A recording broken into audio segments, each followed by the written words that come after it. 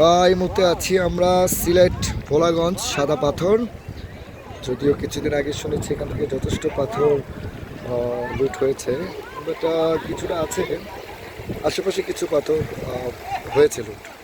তো আমরা 4 সহকর্মী আসলে হঠাৎ করে হঠাৎ করে চলে আসা।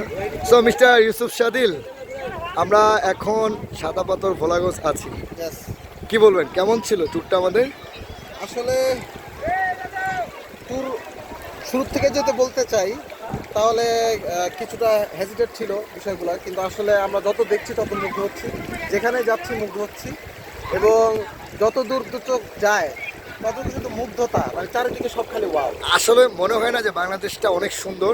মানে বাংলাদেশটা অবশ্যই সুন্দর। আমরা আসলে একটা ট্যুর প্ল্যান করার সময় বাইরে থাইল্যান্ড বা বিভিন্ন জায়গায় যাওয়ার চেষ্টা করি। আসলে আমাদের নিজেদের দেশের মধ্যে যা কিছু আছে আসলে আমরা সেগুলোই সঠিকভাবে কাভার করতে পারি না। আমার উচিত যে আমাদের সবার আসলে বাংলাদেশে মানে প্রত্যেকটা প্রত্যন্ত অঞ্চলে গিয়ে আসলে পরিবার সহ, পরিবার সহ ঘুরে ঘুরে দেখা উচিত। Yes, thank you for sharing your feelings.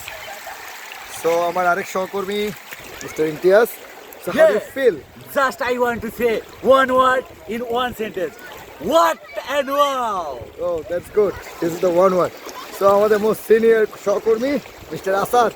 Sir, আসলে ট্যুরটা অনেক দিন যাবত একটা প্ল্যান করেছিলাম, হঠাৎ করে আসলে ইনস্ট্যান্ট সবাই রাজি হয়ে যাওয়া। সব মিলিয়ে আপনার অনুভূতি কি?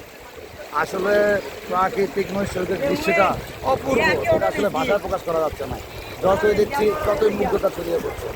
ঠিক আছে, সবশেষে বলতে হয় সবারই আসলে এখানে আসা উচিত। প্রকৃতির কাছাকাছি আসার জন্য এটা একটা বেস্ট প্লেস। পরিবার সহ, পরিবার সহ। Yes, thank you.